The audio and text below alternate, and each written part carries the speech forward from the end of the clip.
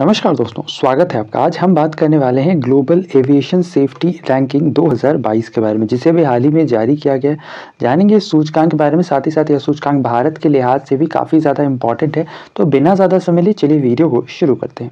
सबसे पहले जानते हैं सुर्खियों में क्यों है। तो दरअसल अभी हाल ही में जो अंतर्राष्ट्रीय नागरिक उड्डयन संगठन है, यानी इंटरनेशनल सिविल एविएशन ऑर्गेनाइजेशन, इसके द्वारा ग्लोबल एविएशन सेफ्टी रैंकिंग 2022 जारी की गई है। ये असल में एक वार्षिक सूचकांक है जिसकी मदद से अंतर्राष्ट्रीय स्तर पर जो विमानन सुरक्षा है इसे मापा जाता है। अच्छा, इसके साथ ही साथ ध्यान रखना है कि अभी हाल ही में 9 नवंबर से लेकर के 16 नवंबर तक यूनाइटेड नेशन एजेंसी के द्वारा एक ऑडिट कंडक्ट कराया गया था under universal safety oversight audit programme के तहत।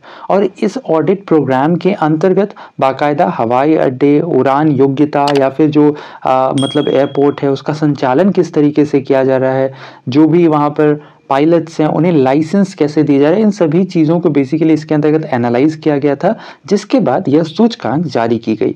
अब इस सूचकांक की बात करें तो इस सूचकांक के अंतर्गत इस वर्ष सिंगापुर शीर्ष स्थान पर रहा है। साथ ही साथ इस सूचकांक के अंतर्गत जो भारत है यह इस सूचकांक के 48वें स्थान पर है, जो कि भारत के अब तक की सर्वोच्च रैंकिंग है। इसके साथ ही साथ ध्यान रखना है इस सूचकांक में दूसरे स्थान पर यूएई, जबकि तीसरे स्थान पर साउथ कोरिया रहा है। इसके अलावा क्रमशः चौथे और पांचवें स्थान पर फ्रांस और आइसलैंड रहा है। इसके अलावा बात अमेरिका की करें, यानी यूएस इस सूचकांक में 22वें पायदान पर, जबकि कतर इस सूचकांक में 25वें स्थान पर रहा है। साथ ही साथ भारत के पड़ोसी देशों की बात करें तो इनमें चाइना 49वें स्थान पर, नेपाल 101वें पायदान पर, पाकिस्तान 100th पोजीशन पे, बांग्लादेश 94th पोजीशन पे रहा है। इसके अलावा कुछ और प्रमुख देशों की बात करें तो इनमें इजराइल 50वें स्थान पर, टर्की 54, डेनमार्क 55 और पोलैंड 60वें स्थान पर रहा है। अब बात भारत की करें तो भारत इस सूचकांक के अंतर्गत 48वें स्थान पर रहा, जो कि भारत का अब तक का इस सूचकांक के अंतर्गत सबसे सर्वोच्च स्थान है। इसके साथ ही साथ ध्यान रखना है 4 वर्ष पूर्व भारत इसी सूचकांक के अंतर्गत 102वें पायदान पर रहा था, यानी कि जो भारत है इसकी रैंकिंग इस सूचकांक में काफी बेहतर हुई है।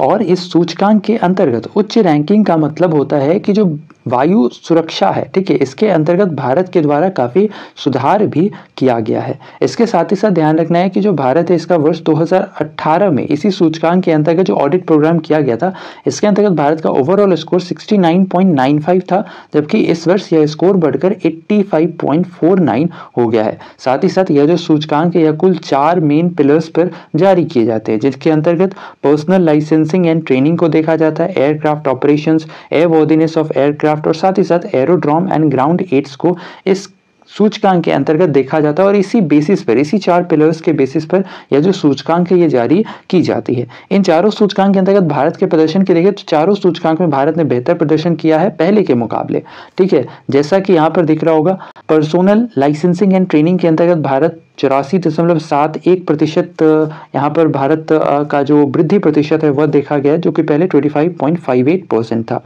साथ ही साथ एयरक्राफ्ट ऑपरेशन में भारत ने 97.44% अंक प्राप्त किए हैं। इसके अलावा एयरवॉर्दीनेस ऑफ एयरक्राफ्ट के अंतर्गत 97.06, जबकि एरोड्रोम एंड ग्राउंड एड्स के अंतर्गत 92.68% है।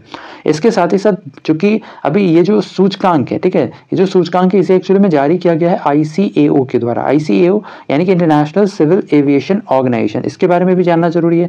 ये एक्चुअली में एक यूनाइटेड नेशन की स्पेशलाइज्ड एजेंसी है जिसकी स्थापना वर्ष 1944 में की गई थी।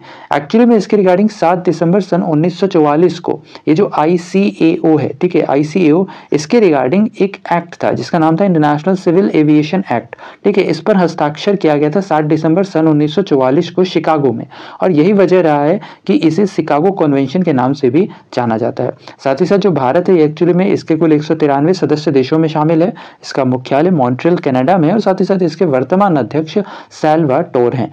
इसके साथ ही साथ इसकी स्थापना का मुख्य उद्देश्य अंतर्राष्ट्रीय स्तर पर जितने भी एयर ट्रांसपोर्ट्स हैं इनके प्लानिंग और डेवलपमेंट को बढ़ावा देना, और साथ ही साथ वैश्विक स्तर पर जितने भी नागरिक विमानन है इसे सुरक्षित और व्यवस्थित बनाना था। तो ये था हमारा आज का ये कंप्लीट वीडियो। आशा और उम्मीद कि वीडियो आपको इन्फॉर्मेटिव लगा हो। अगर वीडियो पसंद आया है तो वीडियो को लाइक, शेयर और चैनल पर नए हैं तो चैनल को सब्सक्राइब करना बिल्कुल ना भूलें। जाते जाते आपके लिए एक सवाल। आज का हमारा सवाल है, अभी हाल ही में जारी वैश्विक विमानन सुरक्षा सूचकांक 2022 के अंतर्गत कौन सा देश शीर्ष स्थान पर रहा है? इसका आंसर आपने हमें बताना है नीचे कमेंट सेक्शन में।